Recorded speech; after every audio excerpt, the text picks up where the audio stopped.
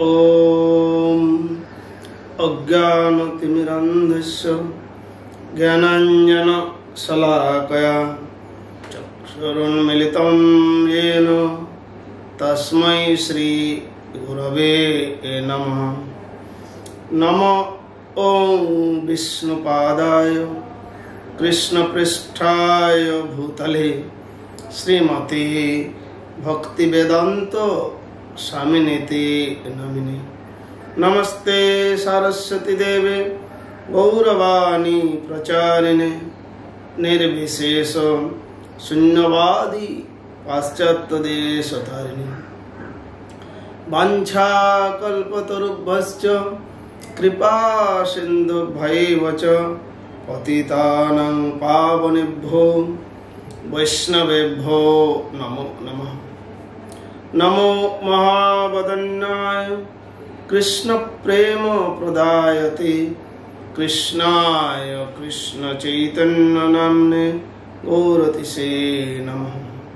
हे कृष्ण करुणा सिंधु दीनबंधु जगत्पते गोपेश गोपिकाकान्तो राधाकान्तो नमस्तुते। तप्त कांचन गौरांगी राधे वृंदावनेश्वरी वृषभानुसुते देवी प्रणमामि हरिप्रिय।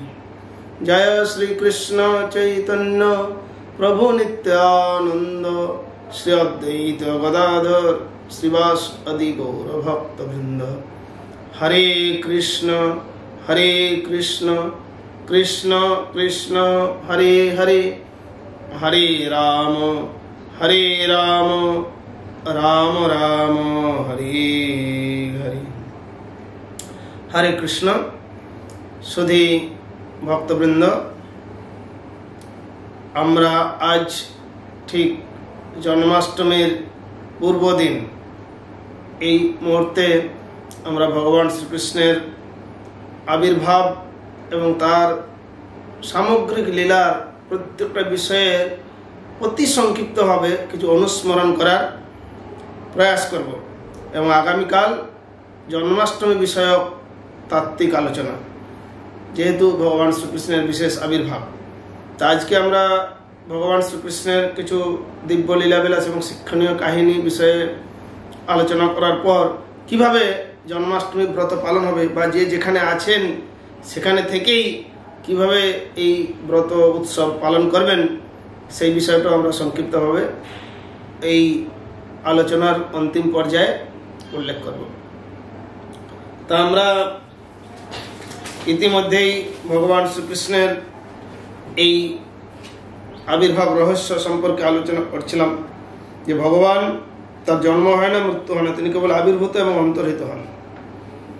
সে কথা আমরা ইতিমধ্যেই জেনেছি যে ভগবান তার জন্মের অদ্ভুত বৈশিষ্ট্য সম্বন্ধে বলেছেন যে তাকে একজন সাধারণ মানুষের মতো বলে মনে হতে পারে, কিন্তু তিনি তার অতীতের বহু জন্ম সবকিছু স্মরণ করতে পারেন। পক্ষান্তরে একজন সাধারণ মানুষ এমনকি কয়েক ঘন্টা পূর্বেও কি করেছে তা ভালো করে স্মরণ করতে পারে না।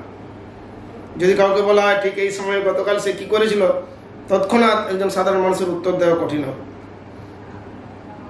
তাই ভগবান শ্রীকৃষ্ণ তার অতীতের আবির্ভাব অপ্রকট সম্পর্কে সচেতন। পক্ষান্তরে একজন সাধারণ মানুষ যখন আরেকটি দেহ লাভ করে তখন সে অতীতের সমস্ত দেহকেন্দ্রিক ঘটনার কথা ভুলে যায়। কেননা ভগবদ্গীতায় আমরা দেখেছি তিনি বলছেন অজোপি সন অব্যয়াত্মা ভূতানাম ঈশ্বরপি সন প্রকৃতি সাম অধিষ্ঠায় সম্ভবামি আত্মমায়। যদিও আমি জন্মরহিত এবং আমার দিব্য দেহ অব্যয় এবং যদিও আমি সর্বভূতের ঈশ্বর, তথাপি আমার অন্তরঙ্গা শক্তিকে আশ্রয় করে আমি যুগে যুগে অবতীর্ণ হই। এইভাবে ভগবান শ্রীকৃষ্ণ যুগে যুগে তিনি আবির্ভূত হন। ঐতিহাসিক প্রেক্ষাপট অনুসারে আমরা জানি যে ভগবানের এই সমস্ত অবতারেরা হলেন এই পরম শক্তিমানের এক একটা ঐশ্বরিক রূপ।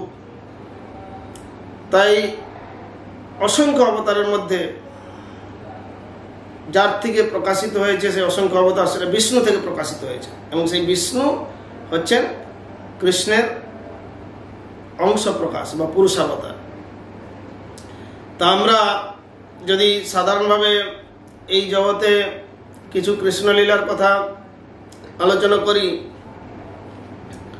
যে কিভাবে ইতিমধ্যে যে ভগবান কৃষ্ণ দাপরের শেষ ভাগে অবতীর্ণ হয়েছিলেন, দাপর যুগের অন্তিম পর্বে মথুরা নগরীতে একটা বিরাট বিবাহ শোভাযাত্রা চলছিল। শহরটি মথুরা ছিল যমুনার তীরে।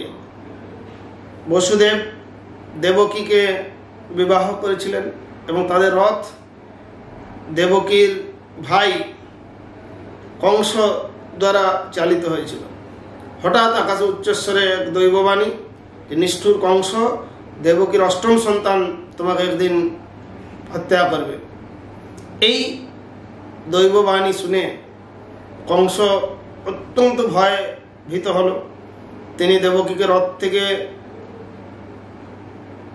চুলের মুঠি ধরে টেনে নিয়ে বললেন, আমি তোকে হত্যা করবো এই মুহূর্তে, তাহলে তার কোনো সন্তান হবে না, কেউ আমাকে মেরে ফেলতে পারবে না।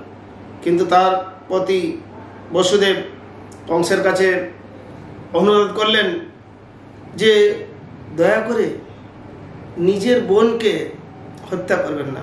আমি আপনাকে প্রতিশ্রুতি দিচ্ছি যে আমাদের সমস্ত সন্তানকে জন্মের সাথে সাথে আপনার কাছে হস্তান্তর করব, কিন্তু দয়া করে এই অবলা নারীকে আপনি কোনোভাবেই মারবেন না।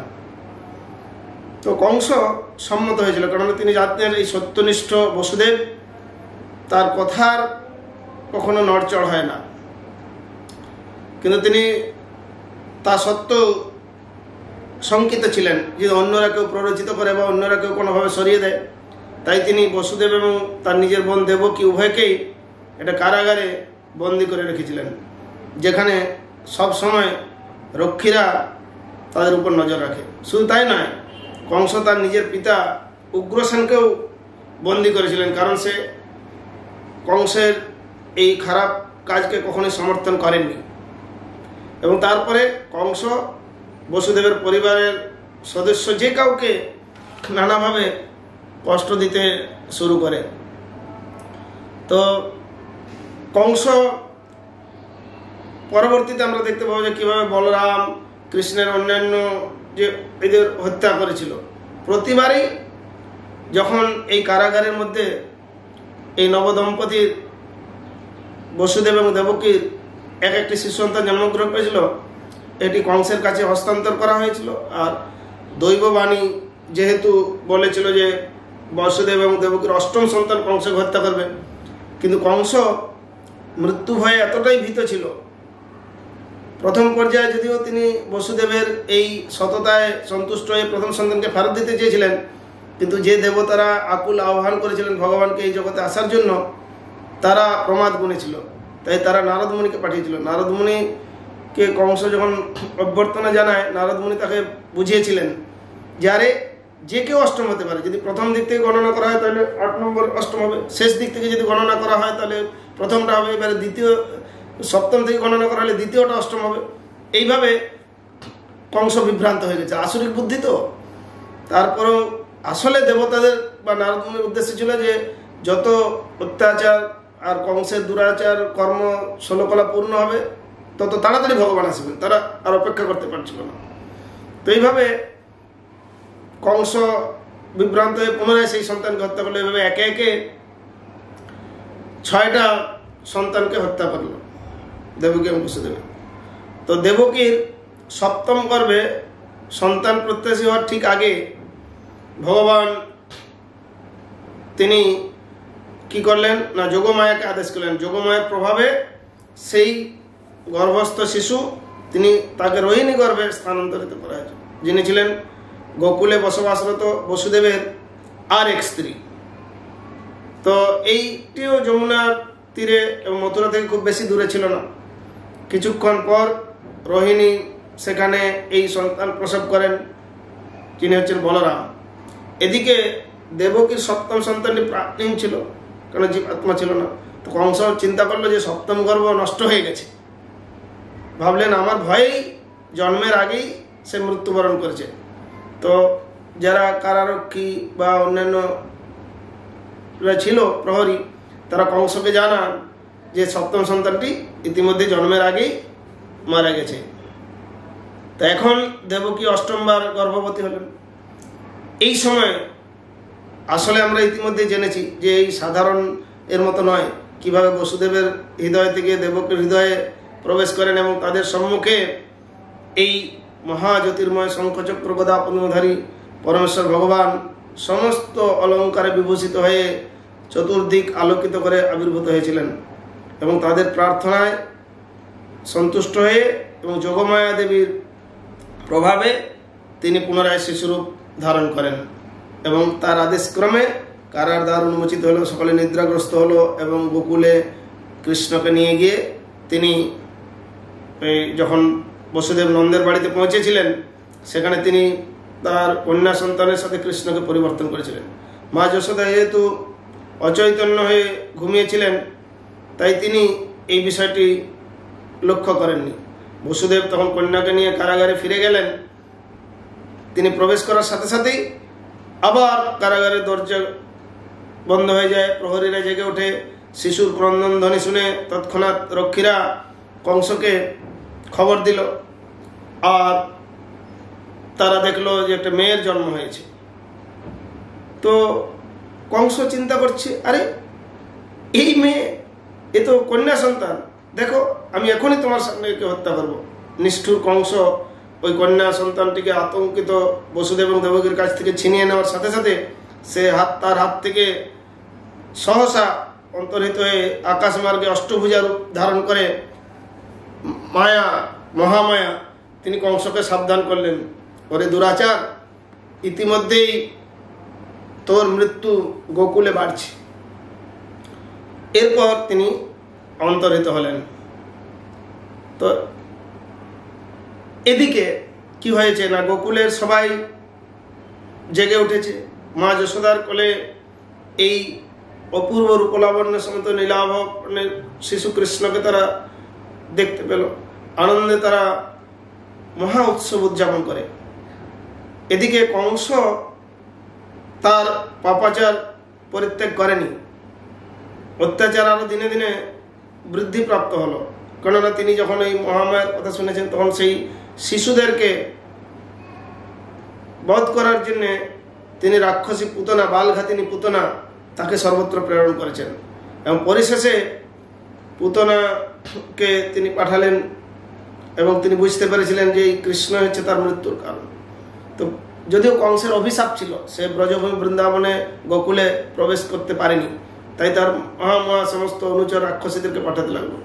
তো পুতনা মায়াবী, সে নিজেকে সুন্দরী গোপীর ছদ্মবেশ ধারণ করে আর সেই নন্দলয়ে পৌঁছেছেন এবং সেখানে সে কি পরিকল্পনা না, সে স্তনে বিষ মাখিয়ে নিয়ে গেছে। তারপরে সবাই উৎসব উদযাপনে মত্ত আছেন, তখন পুতনা ভেতরে ঢুকে তাকে কোলে নিয়ে আর আকাশ মার্গে উঠে গেছে। কিন্তু কৃষ্ণ তার স্তন পান করার চলে তার প্রাণবায়ু টেনে নিয়েছেন। তৎক্ষণাৎ রাক্ষসী আর মায়া শক্তি দ্বারা নিজের রূপ লাবণ্য ধরে রাখতে পারেনি, প্রকাণ্ড আকারে আকাশ মার্গ থেকে পতিত হলো এবং দুধ পান করার সাথে সাথে তার জীবনও শোষণ করে নিলেন। পুতনা মারা গেল।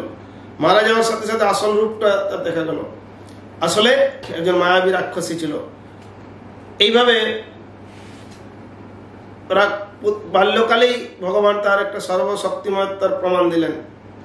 এদিকে কৃষ্ণ বলরাম দুটি রূপলাবণ্যযুক্ত দুষ্ট শিশু হিসেবে তারা বেড়ে শুরু করেছিল। তো এই সময় কৃষ্ণ প্রসিদ্ধ হয়েছিলেন ব্রজে মাখন চোর। এই জগতে কেউ চুরি করলে তাকে কি ভালোবাসা হয় না কি হয়? স্বাভাবিকভাবে সেটা যথার্থ নয়, কিন্তু ভগবান ব্রজের প্রাণের প্রাণ ছিলেন, তাই সেখানে তিনি মাখন চোর রূপে প্রসিদ্ধ। যার গৃহে যেতেন তারাই কৃষ্ণকে অপলক নয়নে দেখতো, আবার তারা অভিযোগও করতো। এই দুই রকম বৃত্তি চলতে থাকতো এবং সেই জন্য মনি ঋষিরা বন্দনা করেছেন ব্রজে প্রসিদ্ধং নবনীত চৌরং ব্রজাঙ্গনাং দুকুল চৌরং অনেক জন্মার্জিত পাপ চৌরং চৌরাগ্রগণ্যং পুরুষং নমামি। যে ব্রজে যিনি প্রসিদ্ধ হয়েছেন মাখন চোর রূপে, যিনি ব্রজাঙ্গনাদের দুকুল হরণ করেছেন, আমরা শরণাগত হলে আমাদের বহু জন্মার্জিত পাপ যিনি হরণ করতে পারেন, সেই পরম পুরুষোত্তম ব্রজে যিনি মাখনচর রূপে প্রসিদ্ধ, তার চরণে আমরা প্রণতি নিবেদন করি। এইভাবে তার প্রতি প্রার্থনা করা হয়েছে। তো ইতিমধ্যে কি হয়েছে, কৃষ্ণ যখন সবেমাত্র ছোট্ট একটা শিশু হাঁটতে শিখেছে, তাই বাড়ির বাইরে তার সমবয়সী অন্যান্য শিশুদের সঙ্গে খেলা করছেন। একদিন এমন হলো যে কৃষ্ণ তার মুখে কিছু মাটি খেয়ে ফেলেছে। তো এক খেলার সাথী মা যশোদার কাছে গিয়ে বলল যে কৃষ্ণ কি করেছে। তো কিন্তু কৃষ্ণ এতই বুদ্ধিমান শিশু ছিলেন যে 1 মিনিটের মধ্যে তাদের এভাবে হচ্ছে। ইতিমধ্যে কি হয়েছে না, মা যশোদা ছুটে এলেন, দেখতে চাইলেন। তখন যশোদা কৃষ্ণের হাত ধরে ভিতরে এনে দিলেন, বসে মুখ খোলো, মাটি খাওয়া খারাপ। অনেক প্রকারে তাকে বসাতে অসুস্থ হয়ে পড়ে, তুমি মাটি খেয়েছো, মুখ খোলো। না মা, আমি মোটেই মাটি খাইনি, কৃষ্ণ জবাব দিল, কিন্তু মুখ খুলে আমাকে দেখাও। যশোদা আবার বললেন, কৃষ্ণ তার মুখ প্রশস্ত করলেন। মা যশোদা বিশ্ব ব্রহ্মাণ্ড, চন্দ্র সূর্য নক্ষত্র পৃথিবী এমনকি নিজেকেও তার মধ্যে দেখতে পেলেন। তিনি যোগমায়ার দ্বারা বিমোহিত হলেন। এখন মা যশোদা সম্পূর্ণ নিশ্চিত হয়েছিলেন যে তার পুত্র একটি সাধারণ ছেলে নয়, ঈশ্বর। মা যশোদাকে অভিভূত হতভম্ব অবস্থায় দেখে তার ঐশ্বরিক শক্তির মাধ্যমে অর্থাৎ যোগমায়ার প্রভাবে পুনরায় যেন যাতে ভুলে যায়, তা না হলে এই বাৎসল্য রস আস্বাদন হবে কি করে। এভাবে কৃষ্ণের অদ্ভুত সমস্ত লীলা সংগঠিত হল গোকুলে। এমনকি স্বয়ং ব্রহ্মাও উপলব্ধি করেন যে কৃষ্ণ ভগবান। তো ইতিমধ্যে যখন কৃষ্ণ গোষ্ঠে যাওয়া শুরু করেন, যেহেতু তারা বৈশ্য সম্প্রদায়, কৃষি গোরক্ষা বাণিজ্য এটাই ছিল প্রধান বৃত্তি, তাই কৃষ্ণ বলরাম অন্যান্য রাখাল বালকেরা সূর্যোদয়ের সময়ে গবাদি পশুগুলিকে বনে নিয়ে যেত। তারপর সারাদিন সেখানে খেলাধুলা করেই সময় অতিবাহিত করতেন। সূর্যাস্তের সময় অর্থাৎ গোধূলি লগ্নে তারা আবার ফিরে আসত। তো এইভাবে কৃষ্ণ বাঁশি বাজায় আর গোচারণে যায়। একদিন এইভাবে যখন তারা রত আছেন, একসময় একটা বিরাট অসুর, অঘাসুর গেছে। সেই অঘাসুর গ্রাস করেছে সবাইকে, কৃষ্ণ কংসর প্রেরিত এই অসুর। কিন্তু কৃষ্ণ অবলীলাক্রমে সেই অঘাসুরকে বধ করেন। তারপরে তারা একটা, আসলে এই কৃষ্ণ যখন গোচারণে থাকতেন তখন সকালে যখন একটা অসুর বধ হতো তখন ব্রেকফাস্টের সময়, আর যখন বিকেলে আর একটা অসুর বধ হতো তখন তাদের লাঞ্চের সময়। এইরকম বাকি কোনো সময় জ্ঞান নেই, এত আনন্দ উন্মত্ত হয়ে তারা থাকতেন। তো এইভাবে অঘাসুরকে বধ করার সময় দেবতারা ভেবেছিল এই সত্যি এই ভগবান। কিন্তু তার পরক্ষণে এরকম নিজেরা যখন এই পরস্পর খাওয়া দাওয়া করছেন, পুলিন ভোজন করছেন, তখন ব্রহ্মা বিমোহিত হয়ে গেলেন। তিনি যমুনার তীরে গেলেন, যেখানে গোপা কি হলো না, সবাই এরকম দেখে বিমোহিত হলেন, আমার একটা পরিকল্পনা করেছেন ব্রহ্মা। তখন ইতিমধ্যে দেখলেন ব্রহ্মা ওই যে গরুগুলো বাছুরগুলো চড়ছিল সেগুলোকে হরণ করে নিয়ে চলে গেছেন। তখন কৃষ্ণ যদিও বুঝতে পেরেছেন, কিন্তু অন্যান্য বালকদেরকে রেখে কৃষ্ণ গরুগুলো খুঁজতে গেছেন। ইতিমধ্যে বালকগুলো নিয়ে চলে গেছেন, তাই সবাই নিখোঁজ। তখন কৃষ্ণ বুঝতে পারলেন যে এটা ব্রহ্মার কাজ। তিনি কি করলেন, ব্রহ্মাকে উচিত শিক্ষা দেওয়ার জন্য নিজের থেকে এই অসংখ্য গৌবৎস এবং তার সঙ্গী সাথী রাখাল বালকদের তৈরি করলেন, অর্থাৎ নিজেরই প্রকাশ ঘটালেন, একদম অ্যাজ ইট ইজ, কোনো অন্যথা নয়। কেউ বুঝতেই পারল না ব্রজে। 1 বছর অতিক্রান্ত হওয়ার পরে কি হলো না, এক সময় কি হলো, সমস্ত ব্রজবাসীরা এখন কৃষ্ণকে ভালোবাসার পরে নিজে নিজে সন্তান গাভীরা তাদের বাছুরদেরকে ভালোবাসতে শুরু করলো। আসলে সকলেই যে কৃষ্ণ সেটা তো কেউ জানতে পারলো না। তো ইতিমধ্যে ব্রহ্মা যখন তার জায়গায় ফিরে তিনি এসে দেখছেন, আরে সেই একই লীলা চলছে, একইভাবে সেই গৌবৎস বাছুর। তখন ব্রহ্মা বিমোহিত হয়ে পড়লেন। তখন তিনি বুঝতে পারলেন যে তিনি মহা অপরাধ করেছেন, এবং তিনি সেখানে গিয়ে দেখলেন যে সকলে, ব্রহ্মা এখন ভগবানের শক্তি পরীক্ষা করার চেষ্টার জন্য নিজেকে দোষী বোধ করলেন, এবং তিনি দেখতে পেলেন যে সমস্ত বালকেরা আর কেউ নয়, সবাই চতুর্ভুজ নারায়ণ রূপী, অর্থাৎ ভগবানেরই প্রকাশ। এইভাবে কৃষ্ণকে বুঝে তিনি, ব্রহ্মা এখন প্রার্থনা করতে লাগলেন, হে প্রভু, আপনি আপনার হাতে একটা বাঁশি নিয়ে ছোট বাচ্চা হিসেবে উপস্থিত, যার ফলে লোকেরা মনে করে আপনি একটা নিছক সাধারণ বালক। আপনি ওনার ভক্তদের কাছে আপনার রূপ প্রকাশ করেন যারা আপনাকে ভালোবাসে, কিন্তু আপনার প্রতি এই ভক্তি ভালোবাসা এই সমস্ত লোকের পক্ষে বোঝা কঠিন, যাদের মন অহংকারে ভরা। আমি ভেবেছিলাম আমি মহান, কারণ আমি মহাবিশ্ব সৃষ্টি করেছি, কিন্তু আমার প্রভু এতই অসীম যে তার লোমকূপ থেকে এরকম অসংখ্য ব্রহ্মাণ্ডের সৃষ্টি হতে পারে। আর মহাবিশ্বের অস্তিত্ব না থাকলেও আপনি বিদ্যমান, ঈশ্বর পরম কৃষ্ণ সচ্চিদানন্দ বিগ্রহ, অনাদির আদি গোবিন্দ সর্ব কারণ কারণ। এইভাবে আপনি আমাকে আমার কৃতকর্মের জন্য ক্ষমা করুন। তো কৃষ্ণ তাকে আশীর্বাদ করলেন এবং ব্রহ্মা তার ধামে ফিরে গেলেন। এইভাবে পুনরায় ব্রহ্ম লীলা হলো। অনেক অনেক লীলা হয়েছে কৃষ্ণ। তারপর আমরা জানতে পারি যে কীভাবে কালীয়কে দমন করলেন, তারপরে কৃষ্ণ একজন ফলাওলিকে কীভাবে কৃপা করলেন, গোবর্ধন পর্বত তুলেছেন, আর রাসলীলা সূচনা হলো। পরবর্তীতে রাসলীলার পরবর্তী সময়ে তিনি মথুরায় আমন্ত্রিত হয়ে গিয়ে সেখানে কংসকে বধ করেন এবং তারপর শিক্ষার জন্য গুরুকুলে যান, সন্দীপনী মুনির আশ্রমে, এবং সেখানে বিশেষ লীলা হয়েছিল, সুদামার সঙ্গে তার বিশেষ বন্ধুত্ব হয়। এবং পরবর্তীতে মহাভারত দ্বারকায় যখন তিনি মহা সাম্রাজ্য নির্মাণ করেন, সেই সময় পাণ্ডব কৌরবদের আহ্বানে ছাড়া দিয়ে তিনি হস্তিনাপুরে যান এবং কুরুক্ষেত্রের যুদ্ধে প্রারম্ভে তিনি পাণ্ডবদের পক্ষে রথের সারথি হয়ে তিনি এভাবে লীলাবিলাস করেছেন। তো নারদ মুনি দ্বারকাতে কৃষ্ণের অসীম ঐশ্বর্য দর্শন করেছিলেন, যে অসীম ঐশ্বর্য দর্শন করে তিনি বিমোহিত হয়েছিলেন। এইভাবে আমরা ভগবান শ্রীকৃষ্ণের দিব্য লীলাবিলাস দেখতে পারি, এবং এই সমস্ত লীলাবিলাস প্রত্যেকটা একটা শিক্ষণীয়। যেরকম একবার দেবর্ষি নারদ তিনি দ্বারকায় ভগবান শ্রীকৃষ্ণের সাথে দেখা করতে গেলেন এবং ভগবানকে বললেন, আপনার নামে একটি অভিযোগ আছে। কি না, ভগবান মৃদু হেসে বললেন, নারদজি, কি আবার অভিযোগ? তো নারদ বললেন, মহা অভিযোগ। শুনুন, আপনি যে বৃন্দাবনে লীলাবিলাস করেছেন সব ঠিক আছে, কিন্তু একটা লীলা আপনার ঠিক হয়নি। ভগবান হাসছেন। নারদ বলতে লাগলেন, আপনার ওই গোপীদের বস্ত্রহরণ লীলা। সবাই বিদ্রুপ করছে, আমিও বলছি আপনার এই লীলাটি না করলেও হতো। আমি কারো কাছে মুখ দেখাতে পারছি না আপনার কথা বলতে গিয়ে। ভগবান গম্ভীর হলেন, বললেন, কি বলো নারদ? তা তো আমি ভাবিনি। তাই তো? খুব খারাপ হয়েছে না? ঠিক আছে, আমি দেখছি, না কাল তুমি এসো। তো পরের দিন ভগবান শ্রীকৃষ্ণ তার শয্যায় শায়িত অবস্থায় তার প্রচণ্ড মাথা ব্যথার ভান করছিলেন।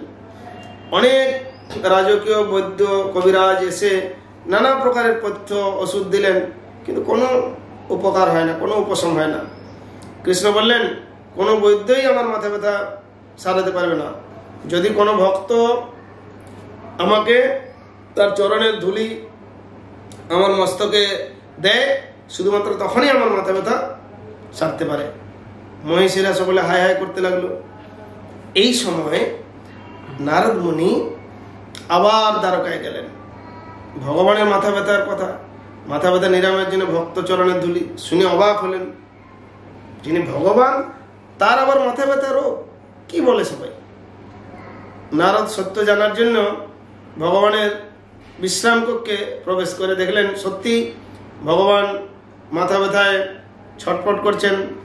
নারদকে দেখে বললেন, তুমি এসেছো, ভালোই হয়েছে। তুমি এই মাথা ব্যথার পথ্য জোগাড় করে দাও। দ্রুত আমার কোনো ভক্তের কাছ থেকে তার চরণের ধুলি নিয়ে এসো। ভগবানের আদেশ শুনে ছুটলেন চরণ ধুলির খোঁজে। ভাবলেন, যার তার চরণ ধুলি তো তার ভগবানের কপালে মাখানো যাবে না, কে বড় ভক্ত, তার কাছে যাই। তো নারদ মুনি প্রথমে ব্রহ্মার নিকট গেলেন। তো বৃত্তান্ত শুনে ব্রহ্মা বলে উঠল, একবার কৃষ্ণের সখা ও গরু বাছুর চুরি করতে গিয়ে কত বিপদে পড়েছি, এখন আবার চরণের ধুলি দিয়ে নরকে যাই? আমার পক্ষে ধুলি দেওয়া সম্ভব নয়। নারদ, তুমি অন্য কারো কাছে যাও। এরপর নারদ শিবের কাছে গেলেন। বৃত্তান্ত শুনে শিব বললেন, নারদ, তুমি আমাকে বিপদে ফেলতে চাও? নরকে যাওয়ার মতো জঘন্য পাপ করতে বলছো? তুমি অন্য কারো কাছে যাও। তো নারদ একে একে সবার নিকট গেলেন। আর কি হলো না, সেই পাপ নরকের ভয়ে বা এত মহান ব্যক্তির প্রতি কে চরণের ধুলি দেবেন সেই কথা চিন্তা করে তিনি কোনোভাবেই রাজি হলেন। তো নারদ ভগবানের কথা মতো কি হলেন না, শেষ পর্যন্ত কেউ দিল না। শেষে বিফল হয়ে ভগবানের কাছে যখন ফিরে এসেছেন, তখন ভগবান নারদকে বৃন্দাবনে যেতে বললেন, যে তুমি যাও সেখানে নিধুবনে, যেখানে গোপীরা রয়েছে। তো নারদ ভগবানের কথা মতো সেখানে গেলেন। দেখলেন সব গোপীরা মিলে বিভিন্নভাবে তারা খেলা করছে, ফুল থেকে নিয়ে সুন্দর সুন্দর মালা গাচ্ছে। তো নারদকে দেখে সবাই অত্যন্ত শশব্যস্ত হয়ে তাকে সম্মান জানালেন। তো গোপীরা বলতে লাগলো, নারদজির কেন আগমন? নারদ ভগবানের অসুখ ও পথ্যের কথা বললেন। সব শুনে সখীরা আর কোনো কিছু চিন্তা না করেই বললেন, নারদজি ধুলি কিসে নেবেন? পাত্র কোথায়? ভক্তশ্রেষ্ঠ নারদমণি, তোমরা কি জানো না যে কৃষ্ণের মস্তকে কেউ পদধূলি দেয় তার কি অবস্থা হবে? তাকে নরকে যেতে হবে। গোপীগণ বললেন, তাতে যদি কৃষ্ণের মাথা ব্যথা সেরে যায় তবে তার বিনিময়ে আমরা নরকে যেতেও রাজি আছি। নারদ গোপীদের প্রেম ভক্তির কাছে হার মানলেন এবং কমণ্ডলটি দিলেন। গোপীরা বালি মাখা পা ডলে ডলে তার চরণ ধুলায় কমণ্ডলটি ভরিয়ে দিলেন। তা নিয়ে নারদ চলে আসছিলেন।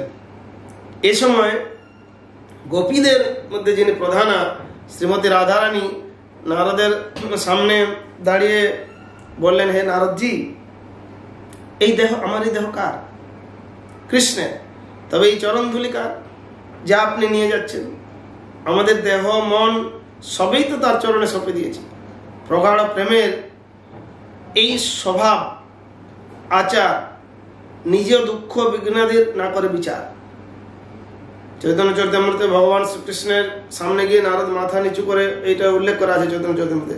তো ভগবান শ্রীকৃষ্ণ তারপরে এই সমস্ত নিয়ে যখন মাথা নিচু করে এলেন, ভগবান নারদকে বললেন, নারদ এত কষ্ট করলে কেন? তোমার চরণ ধুলি ছিল না? আসলে রাধারানী হলেন প্রেম ভক্তির মূর্ত বিগ্রহ। রাধারানীর ভালোবাসায় কৃষ্ণ নিজেকে বিলিয়ে দিয়েছেন। ওই জন্যই তো বাঁশিতে সবসময় রাধা নাম উচ্চারিত হয়। কৃষ্ণ বলছেন, রাধা নাম আমার সবচেয়ে প্রিয়। যিনি রাধা নাম গান করেন তার প্রতি আমার নাম গানের থেকেও আমি বেশি সন্তুষ্ট হই। তো রাধারানী হচ্ছেন মহাভাব স্বরূপিণী। তিনি ভগবানের আনন্দদায়িনী শক্তি, অর্থাৎ প্রেমের যে অষ্টসাত্ত্বিক বিকার তা রাধারানীতেই চরম প্রকাশ। রাধারানী বলছেন, আমার নাম লয় যে আমার মতো হয় সেই বসিয়া এই বৃন্দাবনে। অর্থাৎ যিনি রাধা নাম নেবেন তিনিও অচিরাত কৃষ্ণ প্রেম লাভ করতে পারবেন। তাই সবসময় আমরা রাধা কৃষ্ণের নাম গুণগান করি। এইভাবে ভগবানের এই সমস্ত অদ্ভুত অদ্ভুত লীলা থেকে শিক্ষণীয় যে মহান ভক্তরা কিভাবে ভগবানের প্রতি প্রগাঢ় প্রেমে সম্বন্ধযুক্ত। তো আমাদের এই যে সমস্ত বৈষ্ণব পর্ব বা উৎসব সমূহ রয়েছে, তার মধ্যে এই শ্রীকৃষ্ণ জন্মাষ্টমী মহোৎসব ভূমণ্ডলে যে শ্রীকৃষ্ণের অবতরণ সবচেয়ে বড় উৎসব। পৃথিবীব্যাপী লক্ষ লক্ষ লোক এই উৎসবটা উদযাপন করেন। এই দিন ভক্তরা শ্রীধাম বৃন্দাবন সহ বিভিন্ন মন্দিরে পরমেশ্বর ভগবানের শ্রী অর্চা বিগ্রহ দর্শনের জন্য ভিড় জমায়। ভোর 4:30টায় মঙ্গল আরতির মাধ্যমে শুরু করে মধ্যরাত্রিতে ভগবান শ্রীকৃষ্ণের আবির্ভাব সময় আরতির মধ্যে দিয়ে তারা দিনব্যাপী বিভিন্ন অমৃতময় অনুষ্ঠানে নিমগ্ন হয়। এই বছর আমরা বিশেষভাবে সারা বিশ্ব জুড়ে বিভিন্ন সমস্যার সম্মুখীন হয়েছি। পৃথিবী জুড়ে বিভিন্ন রকম অরাজকতা চলছে। তাই আমরা এক ভিন্ন আঙ্গিকে জন্মাষ্টমী উদযাপন করতে যাচ্ছি। অনেকের জন্য এটা মেনে নেওয়া কঠিন যে তারা সরাসরি ভগবান সবাই উপস্থিত হতে পারছেন না। যেরকম বাংলাদেশে বা অন্যান্য দেশসমূহে আপনাদেরকে মনে করিয়ে দিতে চাই যে আপনার হৃদয়ের এবং গৃহের সেই প্রভুই হচ্ছেন ভগবান শ্রীকৃষ্ণ। শ্রীকৃষ্ণের মন্দির পবিত্রতা, শুদ্ধতা ও প্রেমময় স্থান, প্রার্থনার স্থান। তিনি বা তার ভক্ত যেখানেই থাকুক না কেন সেখানে মন্দির ও তীর্থক্ষেত্র, আর যেখানেই আমরা তার আরাধনা করি না কেন তিনি আমাদের সাথে যথাযথভাবে সাড়া দেন। যাই হোক, ভগবান তার ভক্তের হৃদয়ে অবস্থান করেন এবং যে কেউ তার গৃহে এই মহোৎসব উদযাপন করতে পারেন। জন্মাষ্টমীতে সাধারণত শ্রীকৃষ্ণের বিগ্রহকে কেন্দ্র করে পালিত হয়, আর আপনারা অনেকে বাড়িতে নিজস্ব বিগ্রহ বা আলেখ্য রেখে সেবা করেন। শ্রী বিগ্রহ সেবা আমাদের প্রেমময়ী সেবক এবং প্রভুর ভাবকে জাগ্রত করে ভক্তিমূলক সেবায় উৎসাহ দেয়। শ্রীকৃষ্ণ আমাদেরকে তার সেবা করার সুযোগ দিতে এবং আমাদের কৃষ্ণ ভাবনায় উন্নতি করার জন্য তার সাথে এই প্রেমময়ী সম্পর্ক স্থাপনে আগ্রহী হতে বিগ্রহ রূপে আবির্ভূত হয়েছেন। শ্রীল প্রভুপাদ শ্রীমদ্ ভাগবতের তাৎপর্যে উল্লেখ করেছেন, বিশেষ করে গৃহস্থ ভক্তদের জন্য অর্চা বিগ্রহের পূজা করার পন্থা অনুমোদন করা হয়েছে। যতদূর সম্ভব প্রতিটি গৃহস্থের কর্তব্য শ্রী গুরুদেবের নির্দেশ অনুসারে শ্রী শ্রী রাধাকৃষ্ণ, লক্ষ্মীনারায়ণ অথবা সীতারামের, গৌর নিতাই, শালগ্রাম বা আদি বিভিন্ন বিগ্রহের, যার যেরকম ইষ্টদেব বৈষ্ণবতন্ত্র বা পুরাণে বর্ণিত ভগবান বিগ্রহ প্রতিষ্ঠা করে নিষ্ঠা সহকারে অর্চন বিধিপূর্বক সপরিবারে বিগ্রহের পূজা অর্চনা করা।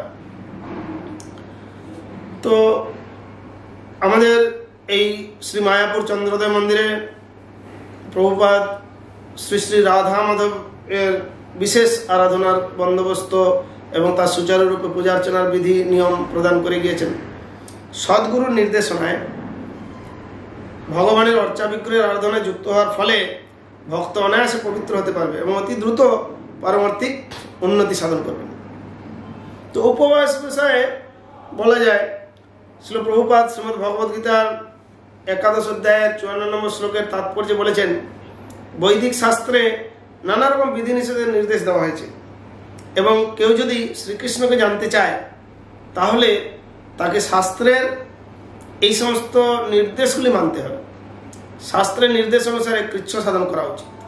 দৃষ্টান্তস্বরূপ কঠোর কৃচ্ছ সাধন করতে হলে আমরা শ্রীকৃষ্ণের জন্মদিন উপলক্ষে জন্মাষ্টমীতে এবং প্রতি মাসে 2টি একাদশীতে ব্রত উপবাস পালন করতে পারি।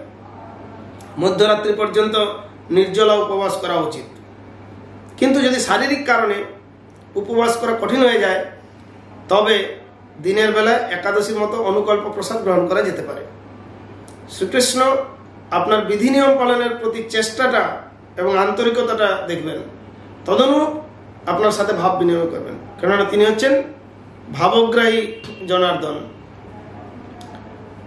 সর্বোপরি হরিনাম জপ কীর্তন হচ্ছে খুব গুরুত্বপূর্ণ বিষয়। হরে কৃষ্ণ মহামন্ত্র আমাদের কৃষ্ণ ভক্তির সার।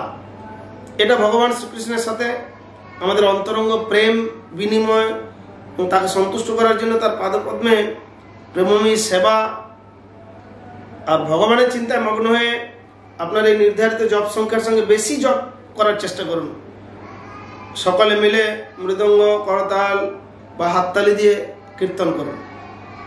তো এই জন্মাষ্টমীর দিন বিশেষ করে শ্রীল প্রভুপাদ কৃপা করে লীলা পুরুষোত্তম শ্রীকৃষ্ণ গ্রন্থে বা শ্রীমদ্ ভাগবতের 10ম স্কন্ধে ভগবান শ্রীকৃষ্ণের আবির্ভাব এবং অন্যান্য চমৎকার লীলাসমূহ আমাদেরকে জানিয়েছেন। জন্মাষ্টমীর দিনে এই সমস্ত লীলা পাঠ আমাদেরকে ভগবানের লীলা মহিমার গভীরে অনুধাবন করতে সাহায্য করে। তারপর রয়েছে অভিষেক। আপনারা যারা গৃহে থেকে ওইভাবে পঞ্চামৃত ব্যবহার করে 5টি অমৃত স্বরূপ গৃহে সহজভাবে অভিষেক করতে পারেন, যদিও ষোড়শোপচারে মন্দিরে ভগবান বিগ্রহের আরাধনা বা অভিষেক করা হয়, মহা অভিষেক, কিন্তু আপনি গৃহে কমপক্ষে পঞ্চামৃত দুগ্ধ, দধি, ঘি, মধু এবং চিনি মিশ্রিত জল মিষ্ট জল, এই পঞ্চামৃত ব্যবহার করে আপনি সহজভাবে অভিষেক করতে পারেন। অভিষেক করানোর আগে সমস্ত উপকরণ যেন স্বাভাবিক তাপমাত্রায় থাকে সে বিষয়ে লক্ষ্য রাখতে হবে। বিগ্রহগণকে সুন্দর করে ঈষৎ উষ্ণ জল দিয়ে পরিষ্কার করে শুকনো পোশাক পরানো উচিত। শিশুদেরও এই উপাসনায় যুক্ত করা হলে তাদের উৎসাহ বৃদ্ধি পাবে এবং অর্চন সম্পর্কে শিক্ষা লাভ করবে। শ্রীল প্রভুপাদও শিশুদের ছোটবেলা থেকেই এই শিক্ষা দেওয়ার উপর জোর দিয়েছেন। শিশু, কিশোর, যুবক সমস্ত পর্যায়ের ভক্তরাই অংশগ্রহণ করতে পারে। এবং তারপর পুষ্পাভিষেক, সেই বিগ্রহকে স্নান করানোর আরেকটি দারুণ পদ্ধতি হলো ফুলের পাপড়ি দিয়ে অভিষেক করানো। বিভিন্ন রকমের এবং রঙের ফুলের পাপড়ি সেই বিগ্রহের উপর ছড়ানো যেতে পারে। পরে প্রসাদী ফুল পরিবারের সদস্যদেরকে বা উপস্থিত ভক্তদেরকে তা সম্মান করার জন্য দেওয়া যেতে পারে। তারপর রয়েছে ভোগ রন্ধন। আমরা যেমন নিজেদের জন্মদিনে উৎকৃষ্ট খাদ্যদ্রব্য প্রস্তুত করি, সেইভাবে ভগবানের জন্য করা উচিত। তাছাড়া তার সবচেয়ে প্রিয় বস্তুটি হলো আপনার প্রেম ও ভক্তি। আপনি বিশেষ যত্ন সহকারে বিভিন্ন সুস্বাদু পদ তৈরি করে মহোৎসব করতে পারেন, যেমনটা আপনি আপনার পরিবারের কোনো প্রিয়জনের জন্য করে থাকেন। আর কৃষ্ণ হচ্ছেন আমাদের সেই পরম বন্ধু, সেই পিতামাতা, এটাই হচ্ছে বিষয়। তিনি সকলের সব কিছু। তারপর এই ভোগরন্ধন করার পরে, ভোগরন্ধন হয়ে গেলে সকল পদ আলাদা আলাদা করে পাত্রে রেখে নিবেদন করতে হবে, একটা থালায় সাজাতে হবে। হস্তশুদ্ধির পর সে বিগ্রহকে আচমন নিবেদন করে ভোগের থালা সমেত সামনে রাখতে হবে। তারপর নিম্নোক্ত সরল পদ্ধতি অনুসরণ করে ভগবান কৃষ্ণকে ভোগ নিবেদন করতে পারেন। ভগবানকে ভোগ গ্রহণ করার জন্য আমন্ত্রণ জানান, বাঁ হাতে ঘণ্টা বাজাতে থাকুন। গুরুদেব, শ্রীল প্রভুপাদের, শ্রী চৈতন্য মহাপ্রভুর এবং শ্রীকৃষ্ণের প্রণাম মন্ত্র প্রত্যেকটি 3 বার করে জপ করুন, উচ্চারণ করুন। তারপর ভোগ নিবেদনের সময় আমাদের প্রার্থনা বা ভিক্ষা চাওয়ার ভাবে ভগবানকে অনুরোধ করতে হবে যেন তিনি কৃপা করে এই নিবেদিত ভোগ গ্রহণ করেন। এইভাবে আমরা বিশেষ উৎসাহ এবং আন্তরিকতার সঙ্গে জন্মাষ্টমী ব্রত পালন করতে পারি। এটা একটা খুব সরল সহজ পদ্ধতি দেওয়া হলো। বিশেষ করে আমরা যখন এই জাগ্রত ছাত্র সমাজ বা প্রভুপাদ শিক্ষা সমাজ এইভাবে ভক্তদের কাছে বলছি, তখন যাতে প্রথম পর্যায়ে তারা এই সরল পদ্ধতিটি অনুসরণ করে ভগবানের সঙ্গে নিজেদের সম্পর্কের পুনর্জাগরণ ঘটান। আর বিশেষ করে এই সমস্ত উৎসব উদযাপনের মাধ্যমে আমরা ব্রত তপস্যায় ভগবানের প্রার্থনা যখন করি, ভগবান শ্রীকৃষ্ণ বিশেষভাবে প্রসন্ন হন। এইভাবে আমরা ভগবান শ্রীকৃষ্ণের অসীম কৃপা লাভ করে আমাদের মনুষ্য জীবনকে সফল করতে পারি। হরে কৃষ্ণ কৃষ্ণ কৃষ্ণ হরে হরে, হরে রাম রাম রাম হরে হরে। সমস্ত ভক্তদের অশেষ ধন্যবাদ।